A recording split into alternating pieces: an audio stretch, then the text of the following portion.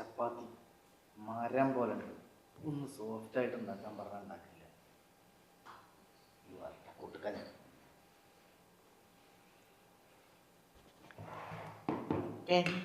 കറി ഒഴിക്കണ്ട. അതിലെന്തിന് ഇതെന്താ ഈ ചപ്പാത്തി ഇങ്ങനെ ബലം പിടിച്ചിരിക്കുന്നത്? കൊറേ സമയമായ ഇതൊന്നും സോഫ്റ്റ് ആയിട്ട് ഉണ്ടാക്കാൻ അറിയില്ലേ?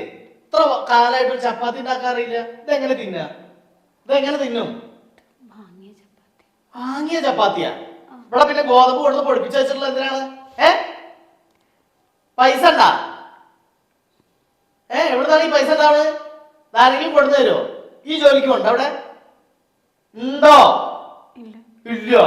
ആ അപ്പൊ അതിനാണ് ഇവിടെ പൊടിപ്പിച്ച് വെച്ചിട്ടുള്ളത് പൊടി. അത് എടുത്തിട്ട് നല്ല സോഫ്റ്റ് ആയിട്ട് ചപ്പാത്തി ഉണ്ടാക്കുക. വായിൽ വെക്കാൻ കൊള്ളണ എന്തേലും ഉണ്ടാക്കുക. അതല്ലാതെ എനിക്കിത് വേണ്ട.